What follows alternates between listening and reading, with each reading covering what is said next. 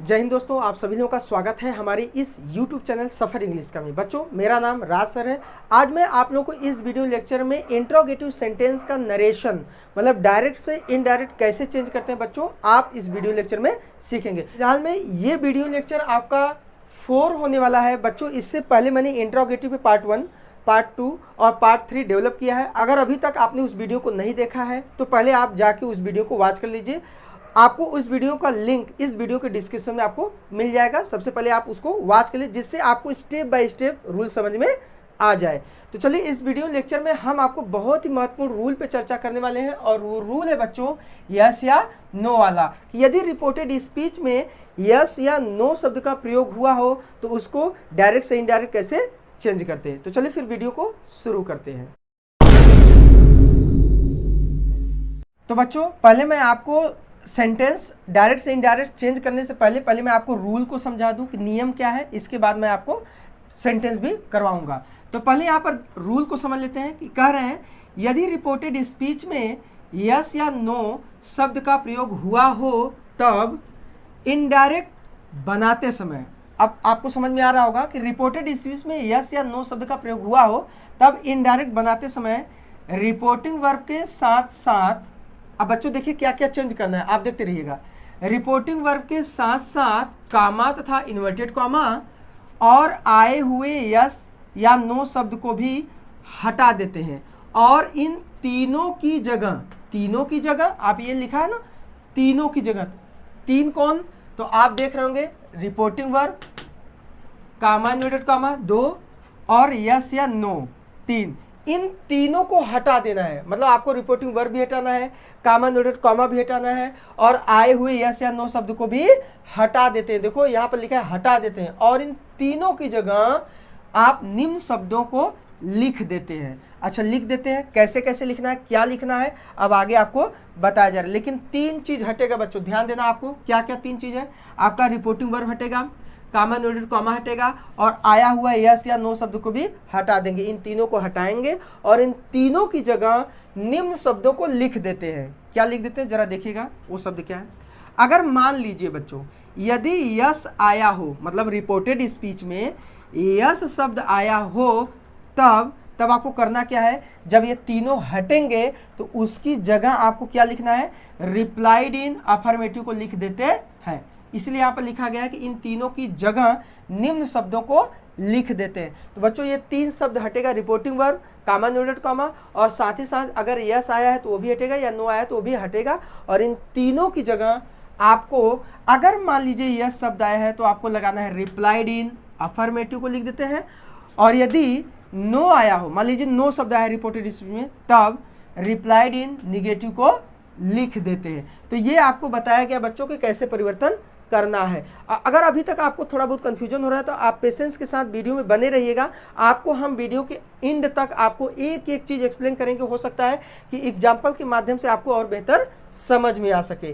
तो चलिए अब हम यहाँ पर पहला सेंटेंस लेते हैं और ये जो रूल आपको बताया गया इस सेंटेंस में अप्लाई करके इसको नरेशन का चेंज करते हैं। तो बच्चों यहाँ पर आप देख रहे होंगे लिखा है ही सेज टू अनमोल, वह अनमोल से कहता है। क्या कहता है, कही गई बात अंदर है। आर यू इल, क्या आप बीमार हो। ही सेड, उसने कहा। नो, नहीं। तो चलिए पहले सेंटेंस का मीनिंग अच्छा समझते हैं।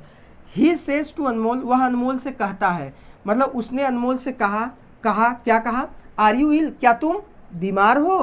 तब यहाँ पर ही सेड, उसने जवाब दिया। उसने कौन जवाब दिया, अनमोल जवाब दिया कि नो, नहीं, मतलब मैं बीमार नहीं हूँ। तो आप देख पा रहे होंगे बच्चों की एक सेंटेंस ये रिपोर्टिंग वर्ब है, इसका रिपोर्टेड स्पीच यहाँ है और एक रिपोर्टिंग वर्ब यहाँ है और इसका रिपोर्टेड स्पीच यहाँ है। और इस रिपोर्टेड स्पीच में देखिए नो शब्द का प्रयोग किया गया है, जो कि आपको इस वीडियो लेक्चर में रूल आपको समझाया जाएगा।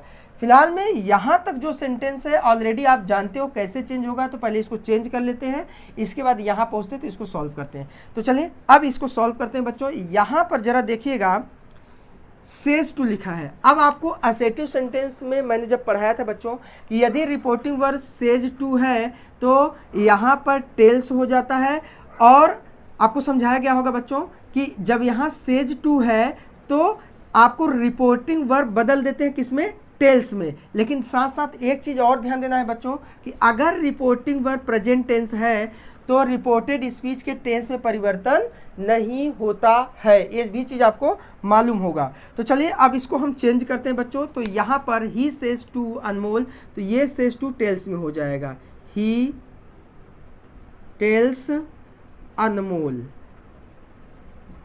अब कामा इन्वर्टेड कामा को हटाएंगे, अब इफ या वेदर का प्रयोग करेंगे। क्यों? क्योंकि बच्चों अब हमारा सेंटेंस की शुरुआत देख पा रहे होंगे कि हेल्पिंग वर्ब से हो रहा है, और आपको वीडियो लेक्चर में समझाया गया था कि जब सेंटेंस की शुरुआत हेल्पिंग वर्ब से होता है तब इन्वर्टेड कॉमा को हटा के इफ या वेदर का प्रयोग करते हैं। तो अब मैं यहाँ पर लगा दिया इफ, इसके बाद अब सेंटेंस को असेटिव बना देंगे, और साथ ही साथ यहाँ पर रिपोर्टिंग वर्ब प्रेजेंट टेंस है तो अंदर का टेंस नहीं बदलेगा, टेंस वैसे रहेगा, लेकिन सेंटेंस असेटिव बनेगा। सेंटेंस असेटिव बनने का मतलब आपको जरूरत पड़ेगी सब्जेक्ट की। सबसे पहले यू लिखेंगे, लेकिन आप एक चीज़ ध्यान देना बच्चों, पर्सन हमेशा चेंज होता है, टेंस नहीं बदलेगा लेकिन पर्सन जरूर बदलेगा। पर्सन आपका यू आया है तो यू सेकंड पर्सन है, और सेकंड पर्सन रिपोर्टिंग वर्ब के ऑब्जेक्ट के अनुसार बदलता है, तो ऑब्जेक्ट यहाँ अनमोल है तो इसकी जगह हम मान लेंगे ही। अब जिसको बदलना है उसका कॉलम देखिए, पहला कॉलम है, तो अब जिसके अनुसार बदलना है इसको भी पहले कॉलम में ले जाए, तो ऑलरेडी पहले कॉलम में, तो यही यू आपका हो जाएगा ही।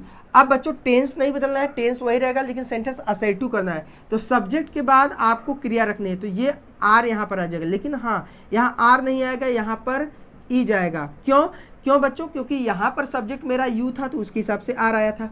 अब मेरा सब्जेक्ट ही हो चुका है जो कि सिंगुलर सब्जेक्ट है, उसके हिसाब से ई जाएगा।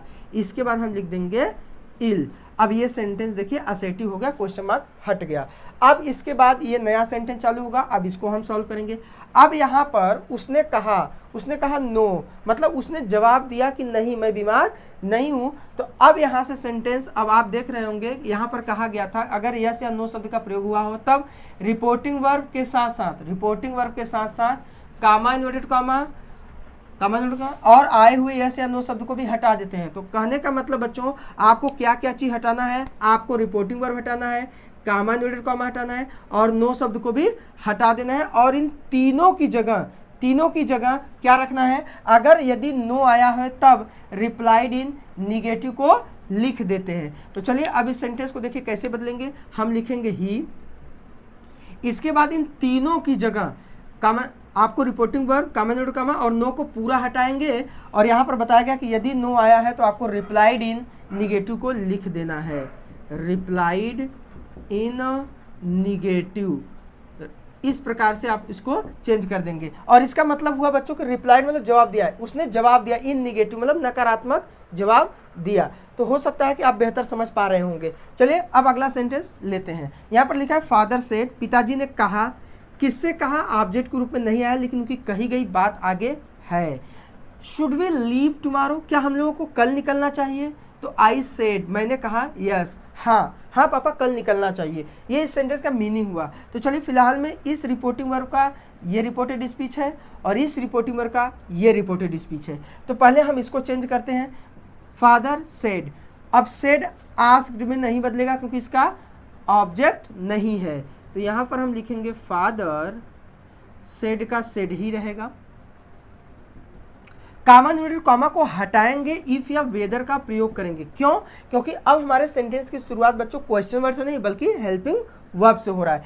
तो इफ या वेदर लगा देंगे, इसके बाद सेंटेंस को असेटिव कर लेंगे। असेटिव मतलब सब्जेक्ट से सेंटेंस की शुरुआत करेंगे। तो सब्जेक्ट तो मेरा वी है, तो वी बदल जाएगा, रिपोर्टिंग वर्ब है, सब्जेक्ट के अनुसार बदलेगा बच्चों। तो सब्जेक्ट मेरा फादर है, और यहाँ पर हम मान लेंगे ही।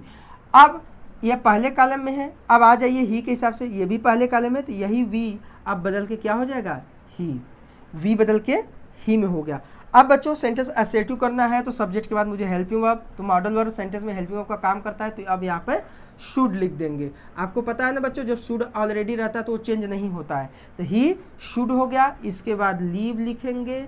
अब टुमारो को बदल देंगे किसमें, द नेक्स्ट डे में। टुमारो को दो तरीके से बदला जाता है बच्चों, द नेक्स्ट डे में या द फॉलोइंग डे में। तो हम यहाँ पर चलिए बदल देते हैं द नेक्स्ट डे में, द नेक्स्ट डे। अब ये मेरा सेंटेंस असेटिव हो गया, फुल स्टॉप लग गया। अब अगला सेंटेंस यहाँ चालू होगा, तो यहाँ पर फिलहाल में ये रिपोर्टिंग वर्ब है, रिपोर्टिंग वर्ब का सब्जेक्ट है, तो रिपोर्टिंग वर्ब का सब्जेक्ट तो कभी नहीं बदलता, ये तो आई हो गया।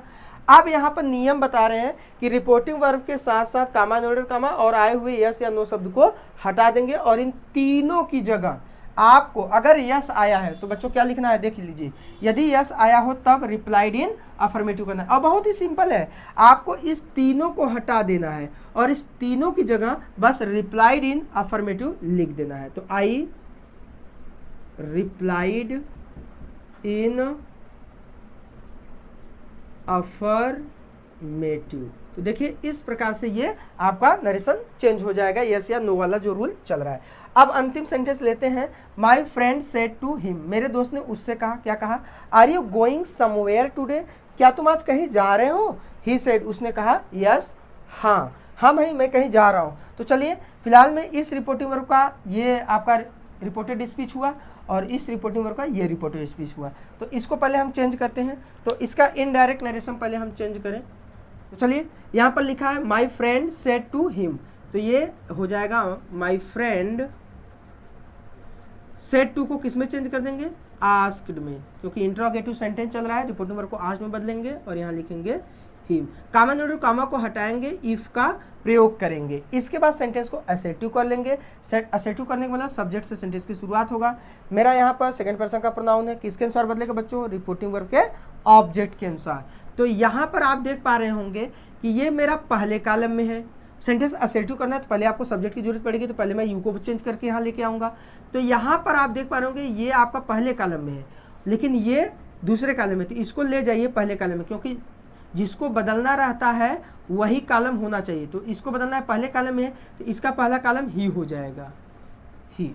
अब यहाँ पर सेंटेंस में आप देख पा रहे होंगे कि ये प्रेजेंट कंटिन्यूअस टेंस है, तो प्रेजेंट कंटिन्यूअस टेंस बदल जाता है बच्चों पास्ट के कंटिन्यूअस टेंस में। तो यहाँ पर सब्जेक्ट के बाद अब हम हेल्पिंग वर्ब रखेंगे। अब helping verb past continuous tense का वाज यहाँ पर आएगा, वेयर तो नहीं आएगा क्योंकि मेरा सब्जेक्ट तो सिंगुलर है, तो यहाँ पर वाज आएगा, ही वाज।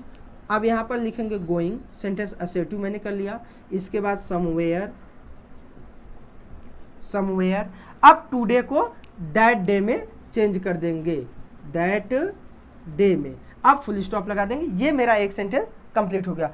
अब अगला पॉइंट है कि ही सेड, उसने कहा यस, हाँ। तो अब उसने जवाब दिया अफर्मेटिव में। तो अब बच्चों अगला सेंटेंस आप यहाँ पर चेंज करेंगे ही, इसके बाद reporting verb comma inverted comma yes तीनों को हटाइए और इसकी जगह लिख दीजिए रिप्लाइड इन अफर्मेटिव। तो ही रिप्लाइड इन अफर्मेटिव। तो देखिए कितना आसान था, कितना सिंपल था। मैंने आपको इस वीडियो लेक्चर में बच्चों यस या नो वाला रूल भी कवर कर दिया। बच्चों अगर वाकई में आपको ये वीडियो हेल्पफुल लगा हो, आपने इस वीडियो को सीखा हो, तो वीडियो को लाइक जरूर करिएगा। चैनल पर पहली बार आए चैनल को सब्सक्राइब कर लीजिए। बगल में घंटी का निशान दिख रहा होगा, उस घंटी के निशान को जरूर दबाइएगा, जिससे आगे आने वाली हर एक नई वीडियो की नोटिफिकेशन आपको जरूर मिल सके। तो चलिए फिर मिलते हैं एक नए वीडियो लेक्चर में एक नए जोश और उम्मीद के साथ। तब तक आप मस्त रहिए और व्यस्त रहिए। जय हिंद।